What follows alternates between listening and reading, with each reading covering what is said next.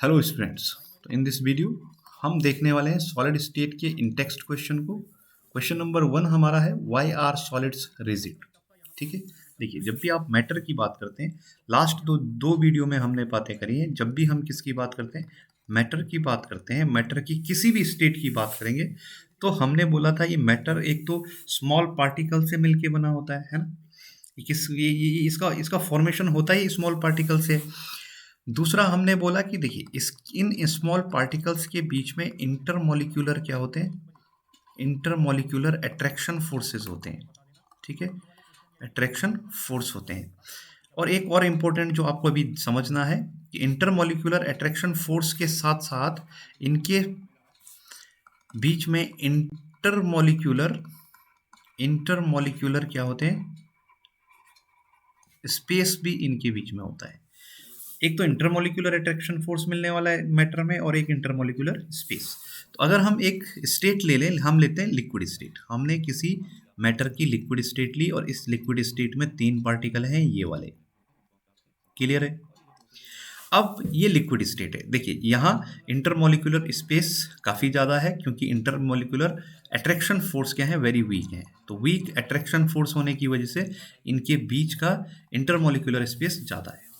अब आप क्या कीजिए, किसी एक एंड से इसको प्रेस कीजिए।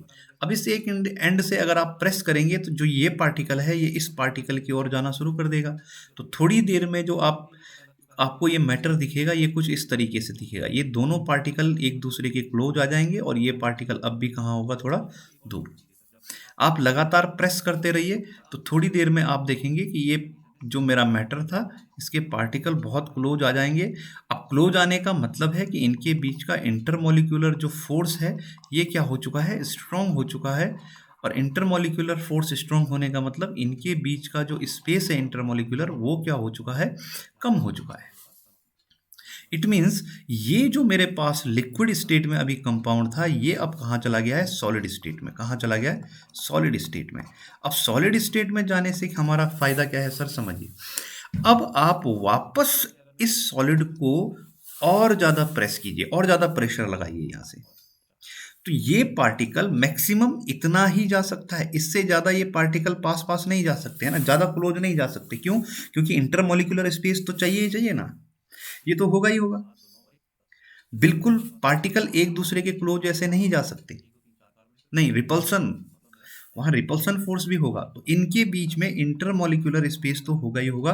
तो पार्टिकल कुछ इस तरीके से एक दूसरे से लगे होंगे और ये पार्टिकल अब मैक्सिमम क्लोज आ चुके हैं। अब आप कितना भी प्रेस कर दीजिएगा ये और क्लोज नहीं जाने वाले।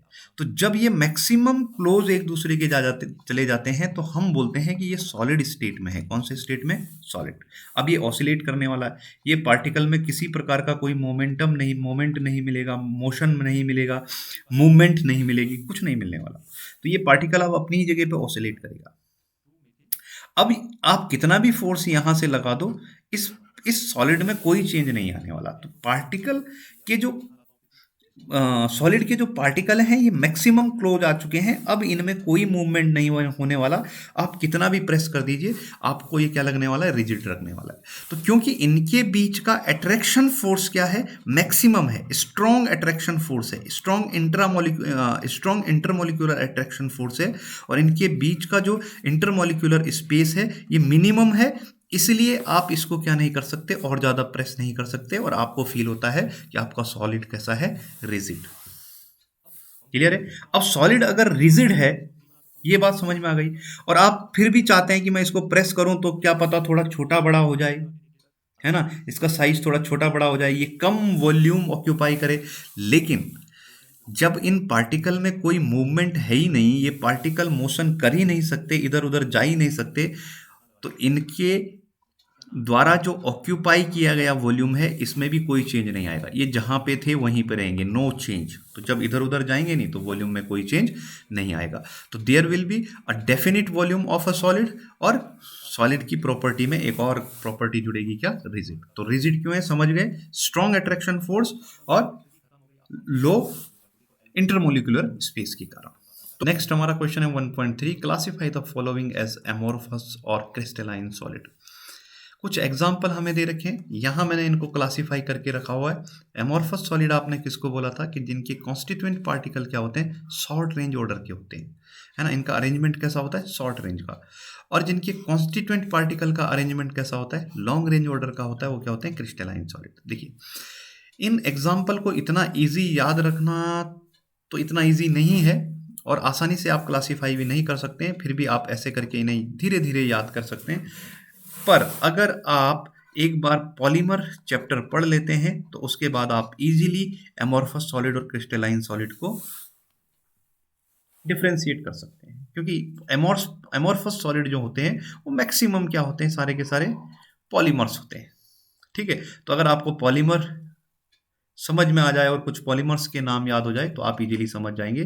देखिए यहाँ चेक कीजिए, पॉली शब्द आ रहा है ना, तो पॉलीमर है। टेफ्लॉन एक पॉलीमर है, सेलोफेन पॉलीमर है, पॉलीविनाइल में पॉली खुद आ रहा है, ये भी पॉलीमर है, फाइबर ग्लासेस भी पॉलीमर होते हैं। तो जितने भी एमोर्फस सॉलिड होते हैं ये मैक्सिमम क्या होते हैं, पॉलीमर्स होते हैं। तो जब आप पॉलीमर्स को पढ़ लेंगे तो आपको इजीली ये सब समझ में आ जाएगा कि कौन एमोर्फस होने वाला है और कौन क्रिस्टलाइन। फिर भी एक सजेशन जरूर दूंगा कि आप एक बार गूगल करके इमेज इन सारे के सारे पॉलीमर्स की या मैं बोलूँ सॉलिड्स की इमेज जरूर देख लीजिएगा, तो आपको थोड़ा इजी हो जाएगा इन सबको याद रखने में। ठीक है, तो इनके फाइबर भी बनते हैं, क्लोथिंग इनसे होती है, मैट्स इनसे बनती है, मतलब सारा काम प्लास्टिक के लिए इनका यूज किया जाता है। तो जब आप एक बार गूगल इनको कर लेंगे तो आपको इजीली क्या हो जाएगा, चीज़ें याद रह जाएंगी। तो अभी देखते हैं हम अपना फोर्थ क्वेश्चन 1.4।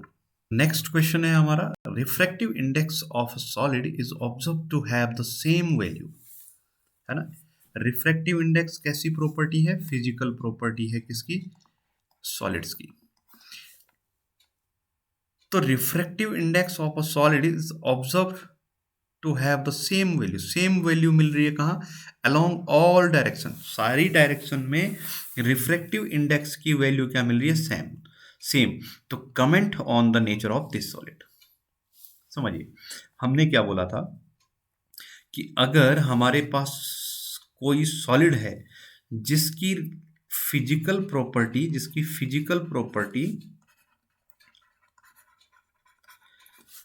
ऑल डायरेक्शन में है, ऑल डायरेक्शन में क्या आती हो, सेम, ऐसे सॉलिड को हमने बोला था आइसोट्रोपिक। क्या बोला था, आइसोट्रोपिक नेचर की। कैसे बोले थे, आइसोट्रोपिक। ये देखिए यहाँ आइसो का मीनिंग हमने क्या बोला था, सेम, है ना। सेम मीन्स आइसो, ये आइसो मीन्स सेम, और ट्रॉपिक मीनिंग हमने क्या बोला था, डायरेक्शन। तो ऐसे सॉलिड्स जिनकी फिजिकल प्रॉपर्टी सभी डायरेक्शन में सेम आती है उनको क्या बोलते हैं, आइसोट्रोपिक। तो सिंपल सी बात है, अगर कोई सॉलिड है जिसका रिफ्रैक्टिव इंडेक्स कैसा है, हर डायरेक्शन में सेम आ रहा है, तो इट मीन्स ये सॉलिड कैसा है, आइसोट्रोपिक नेचर का है। क्लियर है। अब आइसोट्रोपिक नेचर के कौन से सॉलिड होते हैं सर, आइसोट्रोपिक नेचर के होते हैं हमारे एमोर्फस सॉलिड। सिंपल सी बात है, the solid has the same value of refractive index in all direction, this means that is isotropic. ये आइसोट्रोपिक है एंड हेंस एमोर्फस, इसलिए ये क्या होगा, एमोर्फस होगा। अब ये बोल रहा है would it show cleavage property. अब क्लीवेज प्रॉपर्टी ये दिखाएगा कि नहीं दिखाएगा। अब क्लीवेज मीन्स तो सर ब्रेक करना हो गया ना, तो क्या कोई ऐसा सॉलिड है जो ब्रेक नहीं होता है या ब्रेक नहीं किया जा सकता, सारे किए जा सकते हैं। तो यहाँ क्लीवेज प्रॉपर्टी का मीनिंग क्या है जरा समझिए। देखिए हम ले लेते हैं एक सॉलिड इस तरीके का, आप इसको यहाँ से कट करते हैं, आपको यहाँ से क्या करना है, कट। ठीक है, शार्प टूल्स लिया, शार्प एज का टूल्स लिया, जब आपने कट कर दिया तो ये सॉलिड कुछ इस तरीके से कट होकर निकलेगा। अब यहाँ पे एक सरफेस ये वाली सरफेस निकली और एक सरफेस ये वाली। अब ये जो दो सरफेस होती हैं इन सरफेस को बोला जाता है क्लीवेज प्लेन। क्या बोला जाता है, क्लीवेज प्लेन। अगर ये क्लीवेज प्लेन कैसा हो, प्लेन हो या स्मूथ हो, प्लेन और स्मूथ हो, तो हम बोलते हैं ये क्लीवेज प्रॉपर्टी शो कर रहा है। अगर ये क्लीवेज प्लेन कैसा हो, प्लेन और स्मूथ, तो ये क्लीवेज प्रॉपर्टी शो कर रहा है। और अगर ये प्लेन कैसा हो, इर्रेगुलर हो, तो इट मीन्स ये क्लीवेज प्रॉपर्टी शो नहीं करेगा। अब आप जानते हैं कि अगर ये सॉलिड कैसा है, एमोर्फस है, तो एमोर्फस सॉलिड को कट करने पर इरेगुलर सरफेस मिलती है, इसलिए ये क्या नहीं करेगा, क्लीवेज प्रॉपर्टी शो नहीं करेगा। तो दैट्स इट, आई होप आप समझ गए होंगे। नेक्स्ट वीडियो में मिलेंगे, तब तक के लिए सी यू।